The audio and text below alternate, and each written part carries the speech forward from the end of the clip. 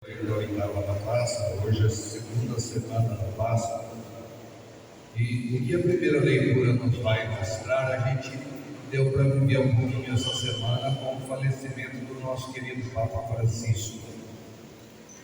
Multidões cada vez mais maiores de homens e mulheres aderiram ao Senhor pela fé.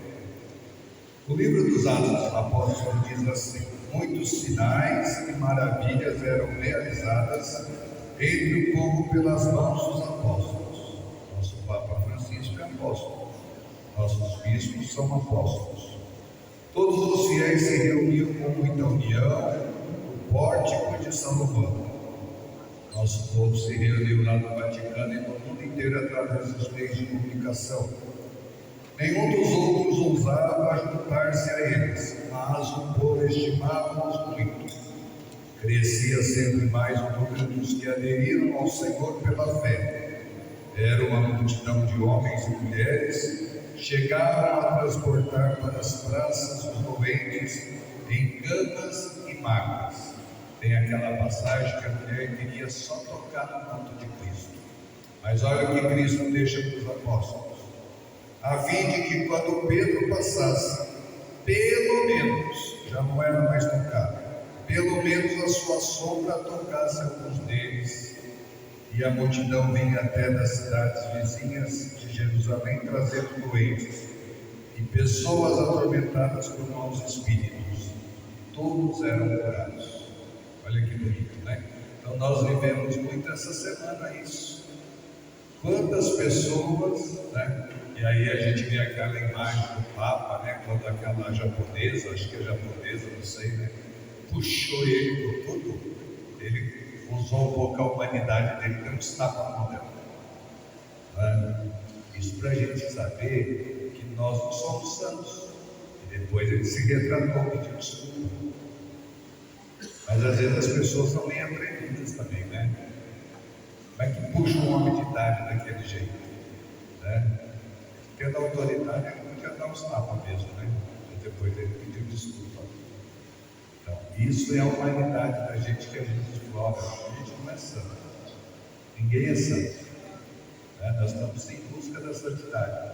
Então, esse Papa, ele vai deixar um legado muito grande. Eu dizia, olha, as pessoas que falaram mal do Papa vão conhecer quem era o Papa Francisco. Andava de metrô na Argentina, daqui a pouco sai o filme dele. Usou o mesmo relógio desde quando ele levou para a Argentina até em Roma. Ligou para o cara no jornal, a banca de jornal da Argentina, dizendo: olha, a partir de hoje não vou buscar mais jornal, porque é interessante, né? Você sai de casa para voltar para o Papa, e quando você é Papa, você não volta nem para casa mais. Ele não voltou nem para a Argentina. E aí eu fico pensando que ele deve ter pensado assim, né? Por que eu vou na Argentina se o povo já me conhece? Deixa eu ir em outros lugares. Deixa eu fazer visita em outros lugares que eu não fui ainda. Né? Aí a gente olha o sapatinho dele, né? Eu devo ter uns 6 sapatos. Ele com aquele sapatinho surrado que ele queria ser enterrado. Aí vão dar a cruz para ele, peitoral de ouro, ele fala: não, eu vou usar essa daqui. Foram dar o sapato vermelho para ele: não, vou usar o sapato preto. Então a gente vai começar a ver agora quem era Francisco e que deixou um legado maravilhoso para nós. Então essa leitura aconteceu essa semana. Analisa bem, aconteceu essa semana. No Salmo diz assim: dai graças ao Senhor porque Ele é bom, eterna é a sua misericórdia. O Papa Francisco, desde que entrou, pregou a misericórdia. Desde que ele entrou, ele pregou a abertura da igreja. Claro, você imagina, né? Você assume o papado e o Papa anterior está vivo. Então os conservadores iam atrás do Bento XVI, os que não eram conservadores. Então, para ele, o começo do seu papado deve ter sido muito difícil, e foi. Aí ele vai, tira os padres que tomavam conta da cura, começa a colocar mulher, começa a colocar gente que conhece a administração. Porque nós vamos aprender a administrar, a gente não estudou para ser administrador. Então aquilo que estava errado, o que ele foi? Foi consertando e foi colocando os leigos naqueles lugares onde tinha que ter gente competente. Isso mexe com a cúria romana. Imagina o quanto que esse homem sofreu. Mais um homem de coragem, um homem que não teve medo de falar da pedofilia, não teve medo de mostrar os pecados da igreja, não teve medo de falar que no banco da cura estava tendo problema. Foi verdadeiro o tempo todo. E ser verdadeiro as pessoas não gostam. Não gostam de gente falsa, Não é o nosso caso, No nosso caso a gente gosta de pessoas verdadeiras. Na leitura do livro do Apocalipse de São João diz assim: eu, João, vosso irmão e companheiro da tribulação e também do reino da perseverança em Jesus, fui levado à ilha de Patmos por causa da palavra de Deus e todo testemunho que eu dava de Jesus. No dia do Senhor fui arrebatado pelo Espírito e ouvi atrás de mim uma voz forte, como de trombeta, em qual dizia: o que vai ver? Escreve-o no livro. Então voltei para ver o que estava falando, e ao voltar-me, vi 7 candelabros de ouro. No meio dos candelabros havia alguém semelhante ao Filho do Homem, vestido com uma túnica comprida, com uma faixa de ouro em volta do peito, e ao vê-lo cair como morto aos seus pés. Mas ele colocou sobre mim a sua mão direita e disse: não tenhas medo, sou o primeiro e último, aquele que vive. Estive morto, mas agora estou vivo para sempre. Jesus ressuscitou, aleluia, aleluia. Está vivo para sempre. Nós, católicos, apostólicos, romanos, se nós acreditamos na reencarnação, você não pode falar que você é católico. E daí o Evangelho vai provar para nós que não existe reencarnação. Reencarnação é das pessoas que são espíritas. E aí vamos respeitar os nossos irmãos espíritos, mas não é a nossa fé. A nossa fé a gente tem que viver bem agora e ser bom agora, porque na hora do julgamento é uma morte só. Isso é o que nós acreditamos, é o que nós professamos, é o que nós rezamos. E quando eu voltar, quero voltar homem. Quando eu voltar, quero voltar mulher. Para com isso, não existe isso. DNA do Padre Descartes existe no mundo inteiro, ninguém tem igual, eu sou exclusivo. Cada um de nós aqui somos exclusivos. Deus nos ama tanto que Ele dá exclusividade em tudo. Nós somos exclusivos na mão de Deus. Ele nos fez individual, Ele nos permitiu que nós estivéssemos aqui, e Ele quer a nossa salvação. A leitura que nós proclamamos do Evangelho de João, e João tem uma maneira de escrever peculiar. Ele escreve com muita firmeza e com muitos detalhes. Primeiro detalhe que a gente precisa perceber aqui: que os discípulos estavam reunidos com as portas fechadas. E aí a palavra de Deus diz assim: estavam fechadas com medo dos judeus. Então, eles estavam com medo, porque Jesus tinha sido morto, mas eles estavam com medo ainda, E Jesus entra com as portas fechadas, então não abriu-se a porta. Jesus entrou, mostrou suas chagas e disse: a paz esteja convosco. Quando o padre vai visitar alguém, vai abençoar algum consultório, vai abençoar algum comércio, a gente sempre diz: a paz esteja convosco. A paz esteja nesse lugar, porque eu pedi a bênção, então a bênção vai ficar comigo. A paz esteja nesse lugar. Então Jesus falou: a paz esteja convosco. E vou dar para vocês autoridade para perdoar os pecados. Aqueles que vocês perdoarem os pecados serão perdoados. Aqueles que vocês não perdoarem, não serão retidos. Então, o Senhor já negou alguma absolvição? Já. Porque o primeiro ingrediente que a gente tem que ter para ter uma confissão e ser absolvido é o perdão e se arrepender. Se você não se arrependeu, não tem perdão. Então vai embora para casa, depois você volta a confessar de novo com arrependimento, senão não pode perdoar. Já fiz 2 para casa. Vai para casa pensar direitinho, no dia que você se arrepender, você volta. Não tem perdão quem não se arrepende. Não tem perdão em quem não acredita na confissão. Não tem perdão quem mente na confissão. Na confissão é para falar o pecado. Se você vem e esquece, é uma coisa. Agora, se você deixa de falar, você teve o perdão pela metade. Porque nós queremos a salvação pela metade. Um pé no céu, um pé no inferno, não existe isso. Ou você vai para o céu, ou você vai para o inferno. Eu não prego o inferno, não, porque eu acho que nós temos todas as condições do mundo de alcançar a salvação. É só a gente querer. Mas que o inferno existe, existe. Então, Jesus sempre mostra o DNA. Ele mostra o furo, as chagas. Ele mostra o sinal dos pregos. Interessante que Jesus vai embora, né? Aí chega lá o ruído, o Tomé. O Tomé estava na rua, né? Aí chega o Tomé, foi para o Tomé. O Senhor esteve aqui. Se Ele esteve aqui, eu preciso ver as suas chagas. Eu preciso ver. Né? E aí, depois de 8 dias, Jesus volta de novo. Tomé está com os discípulos, com as portas fechadas.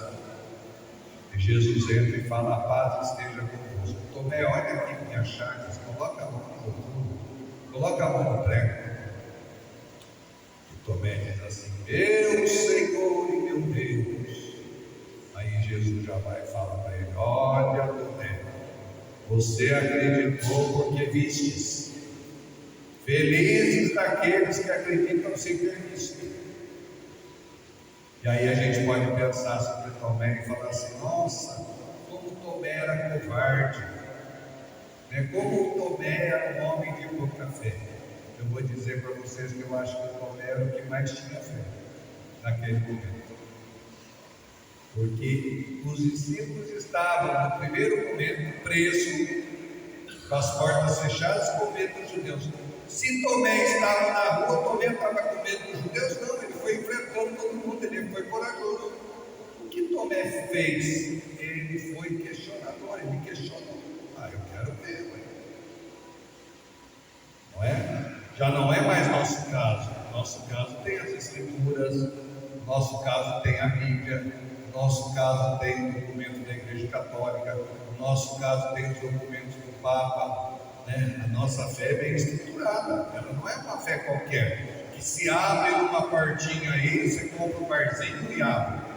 Diz que tem, falaram para mim, não sei se é aqui, mas diz que tem um lugar aí, parece que é aqui em Rio Claro, não sei se deve ser direito, né? Mas chega as coisas na gente, a gente ouve e só guarda o que quer também, porque também não interessa saber o que é.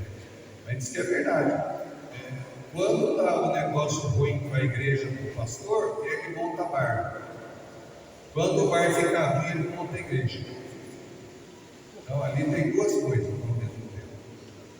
A nossa igreja não é assim, não.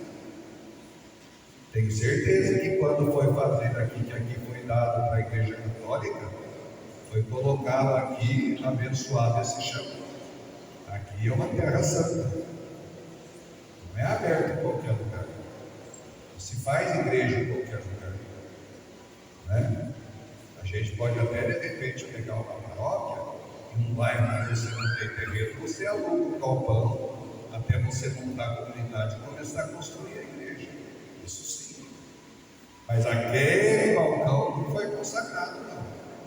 O que é consagrado aqui é da igreja. A gente celebra a Eucaristia para que possamos reunir a comunidade. Isso acontece. Mas não se abre igreja em qualquer lugar.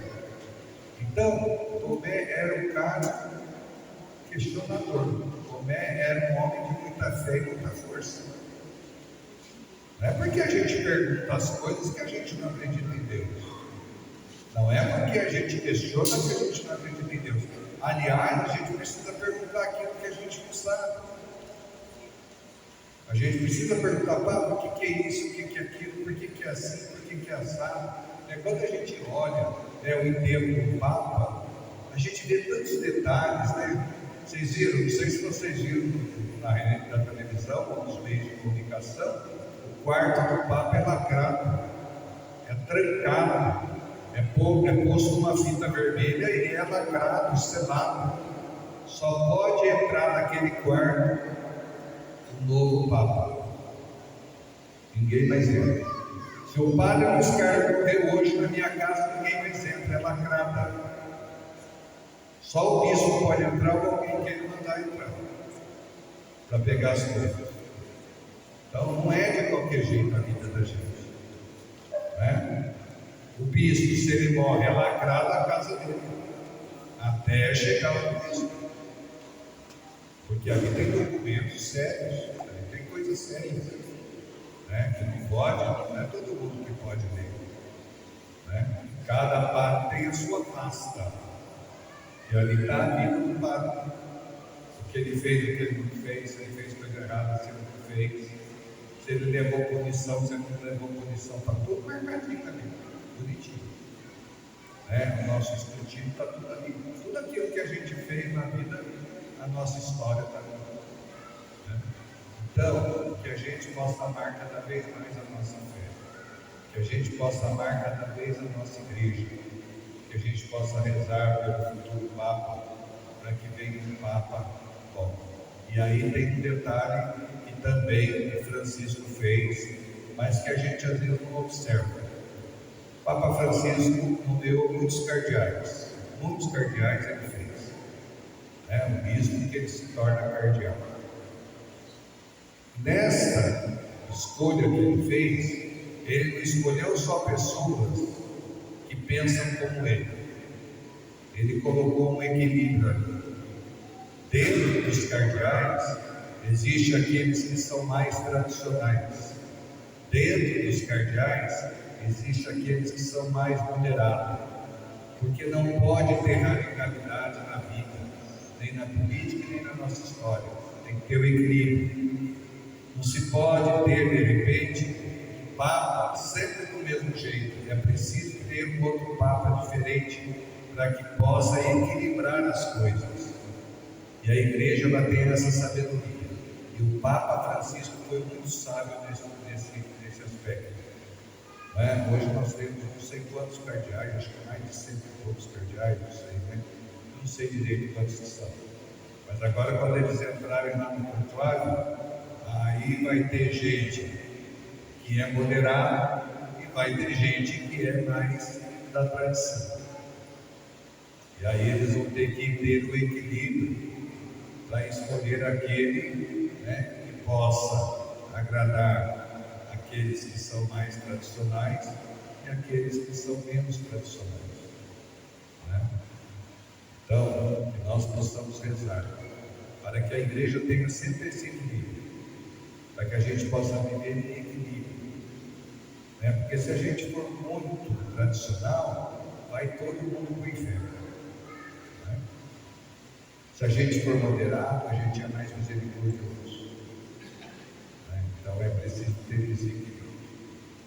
E dentro dessa junção, que, na minha opinião, né, e a gente sabe disso, nós acreditamos, a escolha do Papa é a escolha do Espírito Santo. Ah, mas escolheu aquele Papa. Ele pode viver um ano, 2 anos. Não tem o Papa do Sorriso que viveu 33 dias, né? Tem o Papa João Paulo que viveu bastante. Tem o João 23 que colocaram ele lá, que nós não tem Papa para colocar, vamos colocar esse velhinho aí. Daí esse velhinho morre rápido, nós temos que escolher outro. Foi o que fez a revolução na igreja, que abriu as portas do Conselho Vaticano II, né? Quer dizer, como que Deus age, né? Aquele que eles pensavam que ia morrer cedo, até morreu. mas antes de morrer, mexeu com a igreja. Graças a Deus. Graças a Deus. Creio em Deus Pai. Todo-Poderoso, Criador do céu e da terra.